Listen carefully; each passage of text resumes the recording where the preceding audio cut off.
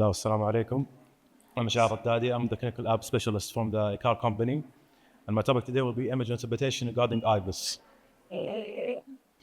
So what is Ivus? Ivus stands for intravascular ultrasound.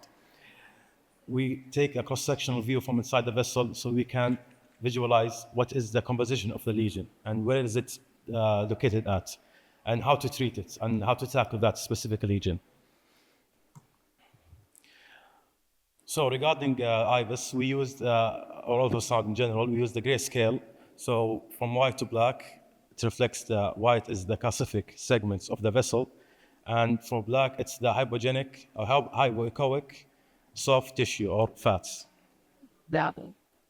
For calcific lesions, it will be a bright white with shadow behind it. And for fibrotic lesions, it will be a bright white, same as the calcific section, but without any acoustic shadow behind it.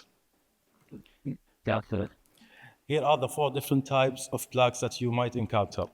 First of all, you might encounter the soft or fatty plaques, which are echolescent with a light gray color, like freckles, as you see here.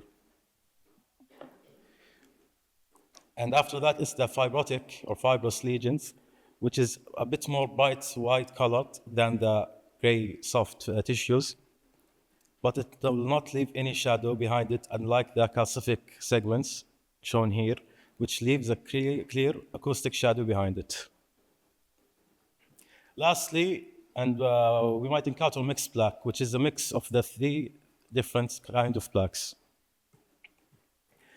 Angiography alone is not enough, because for each different view that you might get, it will show you a different type of percentage of stenosis. So at a certain view, you might get a 60% rate of stenosis, and at another view, it will be a 40%. So it's better to be sure and to take the cross-sectional view of the vessel from the inside. So we can use Ivus for pre-procedure and also in the middle of the procedure and after the procedure to do multiple things. So first of all, before the procedure or before deploying the stent or the balloon, we identify the disease and its severity. Is it calcific and how tight it is? And to see any side branches and possible remodeling that we got if we did a previous stenting.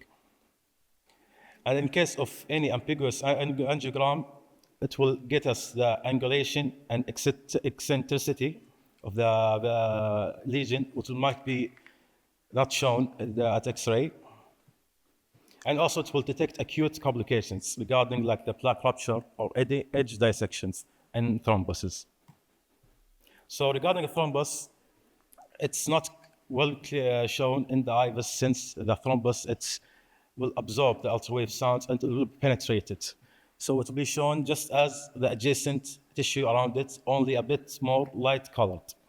Yeah. So to tackle this, we have a chromoflow mode that will visualize the blood flow for you. So you can see the blood flow around the thrombus itself, with the thrombus clearly showing. For instant restenosis, what defines an instant restenosis? If it's more than 50% plaque burden, then it is an instant restenosis and it should be treated. And other, like some kinds of the reasons that we get instant restenosis, there are 2 kinds. There's a biological causes and procedural causes. For biological, it may be a reaction of the patient's body to the metal or the drugs that we use at the stent, and also the thrombus. And for procedural causes, any under expansion or malopposition of the stent wall to the vessel's wall can affect our stent longevity, and it will get restenosed. For dissection, it can be detected with Ivus, and usually it will be at the edges of the stent or at any transition from different tissue to another type of tissues. Like let's say if I was in the calcific segment, and after that calcific segment, there's a fatty segment. So mostly where we get this dissection, it will be between the 2 of them. At the transitional segment between the 2. So let's say like we have a stent segment and a soft plaque, you will get this dissection mostly at that segment. And here is an example of the common flow showing the blood flow in the true lumen of the dissection. There is the flap of the intimal wall. Here is the true lumen of the vessel. It's this crescent shape. And here's an example of a deep wall dissection. As you can see here, it's also as a crescent shape, which is consistent with the dissections. Here's another example with the chroma flow. Okay, in the middle of the procedures, it can be used to assess the lesion morphology and identify any need for pre-treatment. So to prepare the site for any stenting. And to perform the measurement to help us pick out the size that we need for the stent and our balloon. Also to measure the diameter and the area of the vessel. Calculation of the stenosis percentage takes the two reference lumen area, which is the average proximal coronary surface area, and the distal lumen surface area, and the minimum lumen area. So these two will give you the stenosis rate if you took the two measurements at the same spot. Here's also another example of the plaque burden here. And as you can see, the percentage here, it's 70%. And here's for stenting or sizing the stent.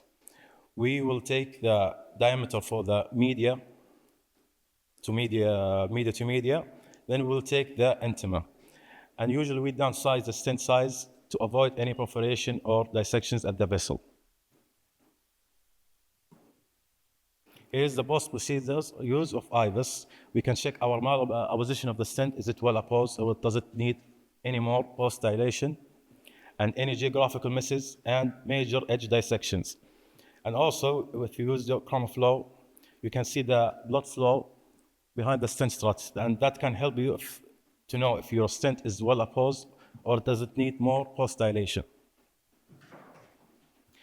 Malopose stent referred as a incomplete stent apposition by one or two struts of the vessel wall. As you can see here, there's a bit spacious between the intima and the stent struts. It will need post-dilation.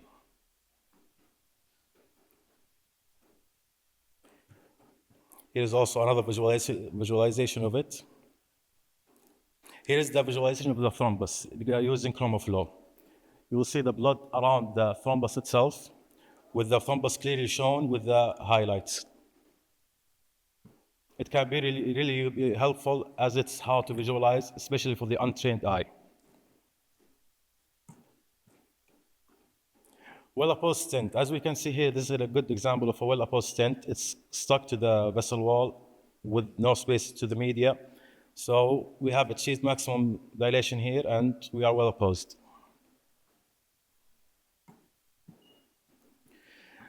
There's also another example of an opposed stent, but it's undersized. Because you can see here, the stent is stuck to the intimal wall, but there's still a bit of space to the media itself. So here, any post-dilation would be, or choosing a bigger size would give us a better outcome.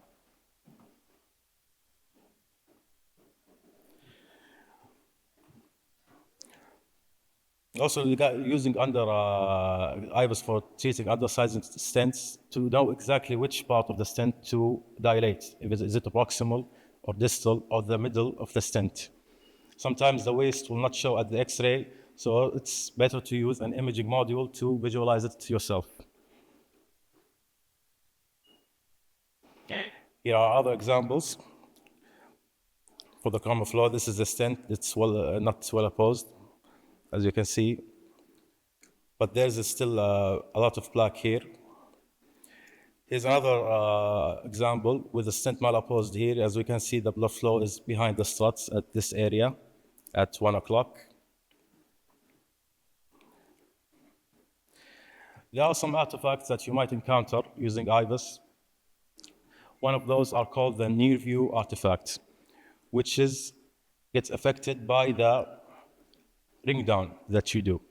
So for the ring down, when we're doing down the Ivus probe and the area around it, it's 1.6 millimeter around the Ivus probe.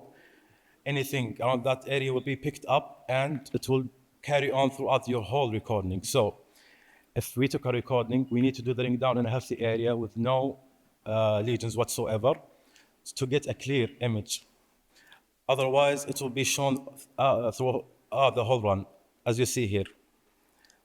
This is not an actual tissue, it's just this tissue and it's moved to this distal part because we did the ring down there. So it's better to pick a big vessel or just a healthy area to do your ring down in.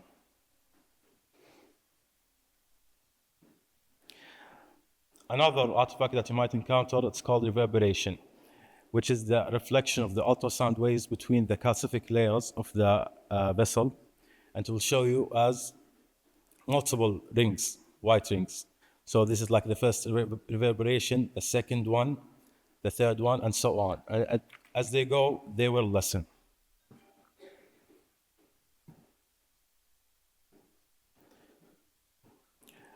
Lastly, some of the things that you might encounter, something's called the side lobe artifact, which is an artifact like the reverberation. It is the reflection of the ultrasound waves from any calcific tissue.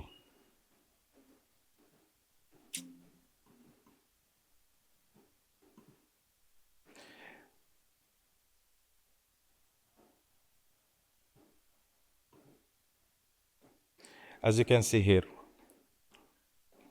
this part here, it's being reflected from this area here. And I'm going to play the video for you to see.